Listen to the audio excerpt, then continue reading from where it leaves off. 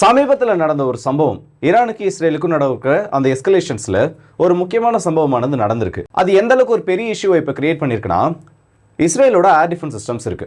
Arrow 2, Arrow 3, David sling, Iron Dome, இன்னும் நிறைய air defence system இஸ்ரேலால பயன்படுத்தப்பட்டிருக்கு. அதோட சாஃப்ட்வேர்ஸை நாங்கள் ஹேக் பண்ணிட்டோம். ஹேக் பண்ணது மட்டும் இல்லாமல் எலக்ட்ரானிக் கவுண்டர் மெஷர்ஸை டிப்ளாய் பண்ணுறது மூலயமா இஸ்ரேலோட வான் பாதுகாப்பு அமைப்புகள் அதோட ஏவுகணைகளை பயன்படுத்தி அதையே தாக்கிக்கிற மாதிரி நாங்கள் இந்த இடத்துல அவங்களோட செக்யூரிட்டியை பிரீச் பண்ணிட்டோன்னு ஐஆர்ஜிசி அஃபிஷியலாக அவங்களோட ஒரு ஸ்டேட்மெண்ட்டில் சொல்லியிருக்காங்க. இதுக்கு சாதகமாக சில ஃபுட்டேஜஸ் இப்போ கிடச்சிருக்கு. ஸோ அந்த வீடியோவில் நம்ம என்ன பண்ண போகிறோம்னா, சர்ஃபேஸ் டு ஏர் மிசைலை எலக்ட்ரானிக் கவுண்டர் மெஷர் யூஸ் பண்ணி அதை ஸ்பூஃப் பண்ண முடியும். அதோட டார்கெட்டை விட்டு அதை தள்ளி போயிட்டு வேற எங்கேயாச்சும் விழுற மாதிரி ஒன்று பண்ண முடியும். ஆனால் அதோட ஏவுகணைகளை அதையே தாக்குற மாதிரி இதை இந்த இடத்துல ஹேக் பண்ண முடியுமான்ற கேள்விக்கு தான் இந்த ஒரு பதிவில் பதில தேட போகிறோம். ஸோ வாங்க வீடியோக்குள்ள போயிடலாம். நான் உங்கள் ஆகே தம்புக்ஷம் டிபி ட்ரெண்டிங்.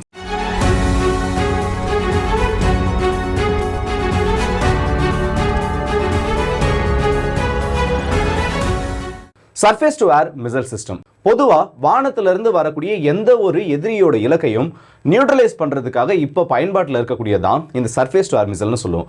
இதில் ஏகப்பட்ட வகைகள், ஏகப்பட்ட வேரியன்ட் ஆனது இருக்குது. இப்போ medium range surface to air மிசைல்னு சொல்லலாம், ஒரு 150 200 கிலோமீட்டர் இல்லை கூட ஒரு 50 கிலோமீட்டர் 250 கிலோமீட்டர் தொலைவுகள் வரக்கூடிய டார்கெட்டை நியூட்ரலைஸ் பண்ணுறது medium range surface to air மிசைல்னு சொல்லுவோம்.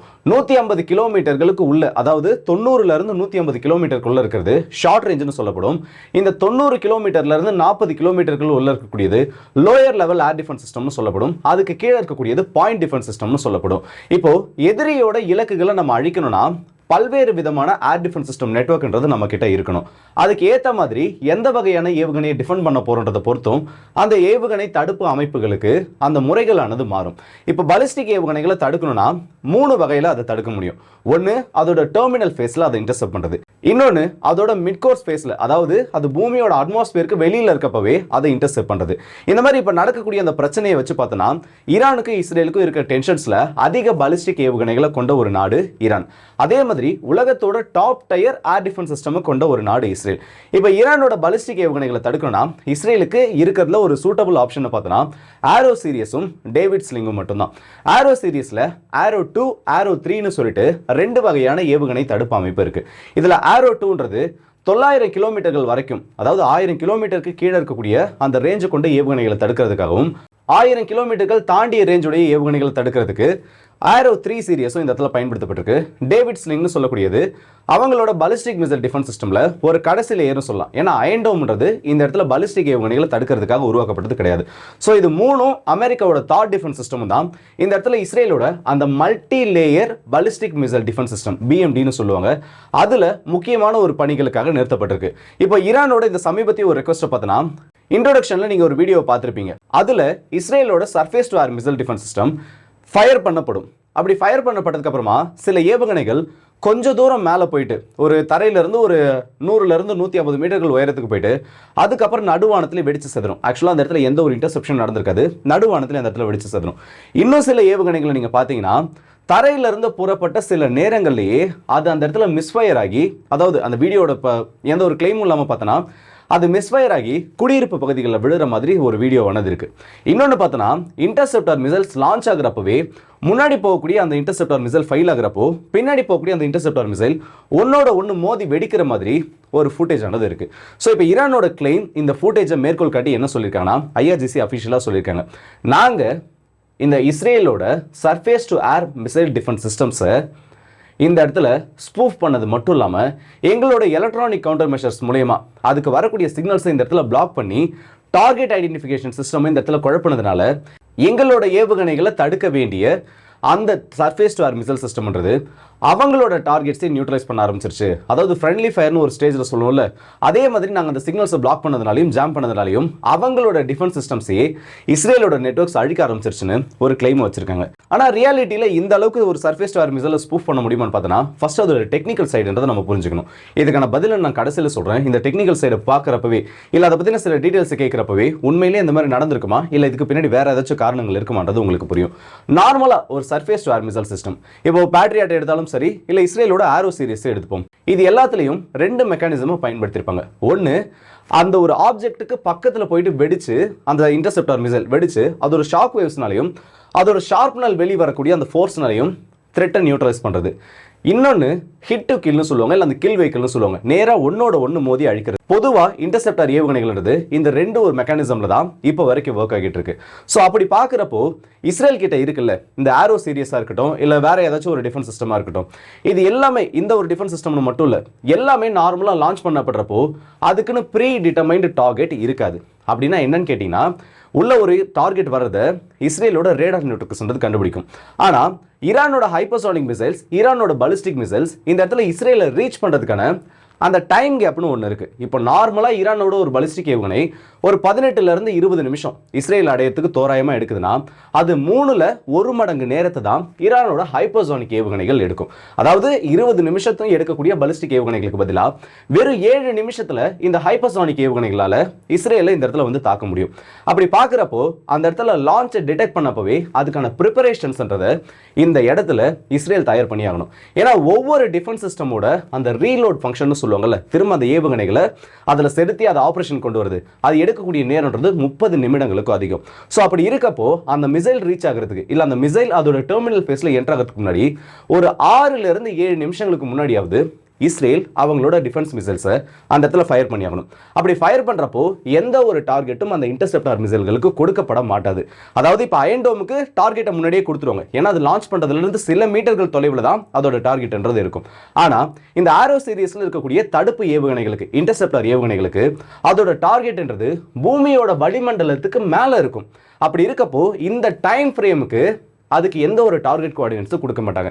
அதோட கமாண்ட் யூனிட்ல இருந்து லான்ச் பண்ணக்கூடிய ஒரு ஆப்ஷன் தான் போகும். அந்த மிசைலை லான்ச் பண்ணக்கூடிய அந்த கமாண்ட் வந்ததும் மிசைல் லான்ச் ஆகி இனர்ஷியல் நேவிகேஷன் சிஸ்டமை பயன்படுத்தி, இதில் யூஸ் பண்ணியிருக்கக்கூடிய இனர்ஷியல் நேவிகேஷன் சிஸ்டம்ன்றது இப்போ இருக்கக்கூடிய ஹைடெக்கான சிஸ்டம். இந்த இனர்ஷியல் நேவிகேஷன் சிஸ்டமை பயன்படுத்தி இது விண்வெளியில முன்கூட்டி ஒரு பாதையை தீர்மானிச்சு வச்சிருப்பாங்க. ஸோ இந்த இடத்துல இருந்து ஈரானோட ஒரு பாலிஸ்டிக் மிசைல் கிளம்பி இருக்குன்னா அது அந்த இடத்துல இருந்து இந்த ஒரு பாயிண்ட்டை நோக்கி தான் வரும். ஸோ இந்த இடத்துல அதுக்கான இன்டர்செப்ஷன் பாயிண்ட்டை நம்ம ஃபிக்ஸ் பண்ணனா அதுல இருந்து ஒரு 5 to 6 கிலோமீட்டர்கள் தொலைவுகளில் நம்ம இன்டர்செப்ஷனை முடிச்சிருக்கணுன்றது ஏர் டிஃபென்ஸ் சிஸ்டம் நெட்வொர்க்கோட கணக்கு. ஸோ அந்த இன்டர்செப்ஷன் பாயிண்ட் ஃபிக்ஸ் பண்ணுறதுக்கு முன்னாடி இந்த ஒரு 6 கிலோமீட்டர் தொலைவு இருக்குல்ல, அந்த தொலைவுகளை நோக்கி தன்னிச்சையாக இந்த ஏவுகணைகளானது செலுத்தப்படும். அப்படி செலுத்தப்படக்கூடிய இந்த ஏவுகணைகளில் 3 விதமான கைடன்ஸ் சிஸ்டம் பயன்படுத்தப்பட்டிருக்கும். ஒன்று இந்த இனிஷியல் நேவிகேஷன் சிஸ்டம், இதை நம்ம லிஸ்ட்டில் எடுக்க வேண்டாம், ஏன்னா அது ப்ரீ பிளான்ட் ட்ரெஜெக்டரி ஃபாலோ பண்ணுறதுக்காக இந்த இனிஷியல் நேவிகேஷன் சிஸ்டம் அதில் பயன்படுத்தியிருப்பாங்க. மற்ற 2 பார்த்தோன்னா, ஒன்று என்னன்னு பார்த்தோன்னா செமி ரேடார் ஹோமிங், அதாவது கிரவுண்ட் பேஸ்டு ரேடார்ஸ்ல இருந்து வரக்கூடிய இன்புட்டை பயன்படுத்தி இந்த ஏவுகணை அதோட டார்கெட்டை நோக்கி போகிறது. இன்னொன்று அதிலே RF சீக்கரை பயன்படுத்தி ஆக்டிவ் ரேடார் ஹோமிங்னு சொல்லுவாங்க. எதிரியோட இலக்கை நோக்கி அது தன்னோட ரேடார் அலைகளை செலுத்தி அதிலிருந்து கிடைக்கக்கூடிய அந்த பிரதிபலிப்பு அலைகள் மூலமா இயங்குறது. இது 2 ஆச்சா. மூணாவதா இருக்கக்கூடியது இன்ஃப்ரா ரெட் அண்ட் லேசர் ஹோமிங்னு சொல்லுவாங்க. ட்ராக் வியா மிசைல்னு சொல்லுவாங்க. அந்த மிசைல் உள்ள வரது தெரிஞ்சதுக்கு அப்புறமா அதில் கிடைக்கக்கூடிய அந்த ஹீட் சிக்னேச்சர்ஸை பயன்படுத்தி அந்த மிசைலை லாக் ஆன் பண்ணி நேரடியாக போயிட்டு அடிக்கிறது. ஸோ கீழே இருந்து இந்த மிசைல் லான்ச் பண்ணப்பட்டுருச்சுன்னா அதுக்கப்புறம் ஒரு பாயிண்ட் அது போகிற வரைக்கும் இந்த இடத்துல யாருனாலையும் அதை இன்டர்செப்ட் பண்ண முடியாது. அதாவது இந்த எலக்ட்ரானிக் கவுண்டர் மெஷர்ஸை பயன்படுத்தி அந்த அளவுக்கு சீக்கிரமா இதோட கைடன்ஸ் சிஸ்டம்ன்றது குழப்ப முடியாது. ஏன்னா ஐஎன்எஸ்ன்றது எந்த ஒரு ரிலையபிள் நெட்வொர்க்ல இருந்தோ, கீழே இருக்கக்கூடிய ரேடார் நெட்வொர்க்ல இருந்தோ, இல்ல சேட்டலைட் கம்யூனிகேஷன் மூலமா கிடைக்கக்கூடிய எந்த ஒரு ரேடார் நெட்வொர்க்கையும் பயன்படுத்தி இந்த இடத்துல அது இயங்காது. அப்படி பார்க்குறப்போ இது எல்லாமே அப்லிங்க் கம்யூனிகேஷன்ல தான் வரும். என்னன்னா கீழே இருந்து கிளம்பக்கூடிய மிசைலுக்கு கிரவுண்ட் பேஸ்டு ரேடார் நெட்வொர்க்ஸ்ல இருந்து கிடைக்கக்கூடிய அந்த தகவல்கள், இந்த அப்லிங்கை இப்போ நாங்கள் பிரீச் பண்ணியிருக்கோம், அதோட அந்த சென்சர் ஃபியூஷன் நெட்வொர்க்கை நாங்கள் இந்த இடத்துல குழப்பிருக்கோன்றது தான் ஐஆர்ஜிசியோட ஒரு கிளைம். ஸோ அவங்களோட கிளைமின் படி அந்த மிசைல் லான்ச் ஆகிறப்பவே அவங்களோட எலக்ட்ரானிக் கவுண்டர் மெஷர்ஸ் மூலமா இந்த டேட்டாவை இந்த இடத்துல மிஸ்மேட்ச் பண்ணியிருக்கணும். அப்படி இல்லையா எலக்ட்ரானிக் ஸ்பூஃபிங் மூலமா கிடைக்கக்கூடிய இந்த தகவலை அந்த மிசைலுக்கு போகிறதுல இருந்து ஏகப்பட்ட குழப்பங்களை ஏற்படுத்தி அந்த மிசைலுக்கு ஃபீட் பண்ணியிருக்கணும். ஆனால் இப்போ நான் முன்னாடி சொன்னதுல இருந்து உங்களுக்கு ஒரு விஷயம் புரியும். அப்போ ஒரு குறிப்பிட்ட பாயிண்ட் வரைக்கும், அதாவது இந்த ஆரோ சீரியஸ்ல இருக்கக்கூடிய அந்த ஏவுகணைகள் ஒரு குறிப்பிட்ட ஒரு பாயிண்ட்டை போயிட்டு ரீச் பண்ற வரைக்கும் அதுக்கு கிரவுண்ட் பேஸ்டு ரேடார்ஸ்ல இருந்து வரக்கூடிய கம்யூனிகேஷன்றது இந்த இடத்துல தேவைப்படாத ஒரு விஷயம். அப்படி இருக்கப்போ ஈரான்னால மட்டும் இல்ல, இந்த இடத்துல வேற ஏதாச்சும் ஒரு நாடுகள் ட்ரை பண்ணாலும் அது தன்னிச்சையா ஐஎன்எஸ் இனர்ஷியல் நேவிகேஷன் சிஸ்டம் பயன்படுத்துறப்போ அதை அந்த அளவுக்கு சுலபத்துல யாராலையும் இந்த ECM எலக்ட்ரானிக் கவுண்டர் மெஷர்ஸ் மூலமா சுட்டு வீழ்த்த முடியாது. ஆனா இந்த இடத்துல இன்னொரு பாசிபிளான வே இருக்கு. இது ஈரான் பண்ணாங்களா என்னன்றது மட்டும் தான் இந்த இடத்துல டவுட்டா இருக்கு. ரஷ்யா கிட்ட கிரஷுகான் சொல்லிட்டு ஒரு சிஸ்டம் இருக்கு. இதே மாதிரி வந்து அமெரிக்கா கிட்ட ப்ராலர்னு சொல்லிட்டு ஒரு எலக்ட்ரானிக் வார்ஃபேர் சிஸ்டம் இருக்கு. இதை கல்ஃப் வார்லையும் பயன்படுத்திருப்பாங்க. இது என்ன பண்ணுனா இதோட டெர்மினல் ஃபேஸ்ல இருக்குல்ல, அதாவது அந்த உள்ள வரக்கூடிய இன்டர்செப்டார் ஏவுகணை எதிரியோட இலக்கு நோக்கி போகிறப்போ கடைசி கட்டங்களில் அதோட ஆன்போர்ட் சீக்கர்ஸ் ஆக்டிவேட் பண்ணும்ல, அந்த மாதிரி டைம்ல இந்த மிசைல் கூடவே சேர்த்து டீகாய்ஸ்ன்றது அனுப்பப்படும். இப்போ ரஷ்யாவோட அந்த இஸ்கந்தர் மிசைல கூட இன்பில்ட் டீகாய்ஸ் வச்சு அனுப்புறதா சொல்லியிருக்காங்கல்ல. இந்த டீகாய்ஸ் என்ன பண்ணுன்னா உள்ள வரக்கூடிய அந்த மிசைல் அது கம்யூனிகேட் பண்ணக்கூடிய அந்த மீடியம் கூட இருக்க சிக்னல்ஸை ரெப்ளிகா பண்ணும். அதாவது கிரவுண்ட் பேஸ்டு ரேடார்ஸ்ல இருந்து வரக்கூடிய அதே மாதிரி சிக்னல்ஸ் இந்த இடத்துல மிமிக் பண்றதுனால உன்னோட டார்கெட் இது இல்லை, உன்னோட டார்கெட் வேற ஒரு திசையில் இருக்குன்னு அதை குழப்பி விட்டுரும். இந்த இடத்துல ஈரான் இந்த மாதிரி ஏதாச்சும் ஒரு நெட்வொர்க்கை யூஸ் பண்ணியிருந்தாங்க, இல்லை இன்கேஸ் அந்த மாதிரி கேப்பபிளான சிஸ்டம் அவங்க கிட்ட இருந்துருந்துச்சுன்னா இந்த ஒரு சம்பவத்தை ஈரான் நல்லா பண்ணியிருக்க முடியும். ஆனால் கீழே இந்த வீடியோ ஃபுட்டேஜை பார்க்குறப்போ அந்த அளவுக்கு ஹை ஆல்டிடியூட்ல, அதாவது கடைசி கட்டத்தில் அந்த ஏவுகணைகள் போகிறப்போ அது வெடிக்கிற மாதிரி தெரியல. தரையிலிருந்து மிஞ்சி போனால் ஒரு 100லேருந்து 150 மீட்டர், இன்னும் அதிகமாக சொல்லணும்னா ஒரு 500 மீட்டர்களுக்குள்ள தான் இந்த ஒரு எக்ஸ்ப்ளோஷன் ஏற்பட்டிருக்கு. அந்த மிசைல் ஆனது கீழே டைவர்ட் ஆகியிருக்கு. ஸோ ஈரானோட ஒரு கிளைம் இந்த இடத்துல பொய்யா இருக்கிறதுக்கான அந்த வாய்ப்புகள் ரொம்பவே அதிகம். அதுக்கு பதிலாக இஸ்ரேலோட அந்த ஏவுகணைகள் மிஸ்ஃபயர் ஆகியிருக்கிறதுக்கான சான்ஸ் இருக்கு. ஏன்னா ஐஆர்ஜிசி கோட் பண்ணியிருக்க அந்த அத்தனை இமேஜஸும் அத்தனை வீடியோ கிளிப்ஸும் ஒரு பர்டிகுலர் லொகேஷன்ல இல்ல ஒரு பர்டிகுலர் லான்ச்சர்ல இருந்து வந்த மாதிரி தான் தெரியுது. இப்போ ஒரே மாதிரி இன்சிடென்ட் மல்டிபிள் லான்ச்சர்ஸ்ல மல்டிபிள் லொகேஷன்ஸ்ல நடக்குதுன்னா இதுக்கு பின்னாடி இவங்களோட ஆபரேஷன் ஏதாச்சும் நடந்திருக்குன்றத சொல்லலாம். ஆனா இது எல்லாம் ஒரே ஒரு லான்ச்சரை பேஸ் பண்ணி எடுக்கப்பட்டிருக்கப்போ அந்த இடத்துல சந்தேகம்ன்றது அதிகமாகுது. ஆனா அதுக்குன்னு ஈரான் கிட்ட ECM ஆப்ஷன்ஸ் இல்லைன்னு மட்டும் சொல்லிட முடியாது.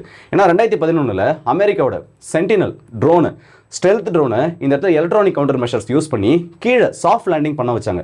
கேப்பபிளான ஒரு சிஸ்டம் ஈரான் கிட்ட இருக்கு. ஆனால் இந்த அளவுக்கு மிசைல்கள் கூட சேர்ந்து எலக்ட்ரானிக் கவுண்டர் மெஷர்ஸ் பண்ணக்கூடிய அளவுக்கு பிளாட்ஃபார்ம் அவங்க கிட்ட இருக்குன்றது தெரியல. கடைசியாக வெளியில் வந்திருக்கக்கூடிய டேட்டாவின் படி பார்த்தோன்னா கோப்ரா 4னு சொல்லிட்டு ரஷ்யாவோட கிரஷுகா எலக்ட்ரானிக் வார்ஃபேர் சிஸ்டம் மாதிரி ஈரான் கிட்ட ஒரு சிஸ்டம் இருக்கு.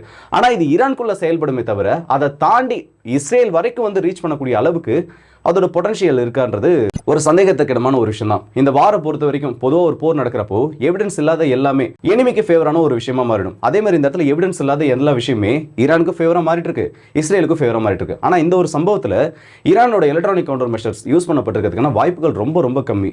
ஸோ இந்த வீடியோ பற்றி கமெண்ட் செக்ஷனில் சொல்லுங்க. அடுத்த வீடியோ இப்போ அது ஒரு உங்கள் எல்லாருக்கும்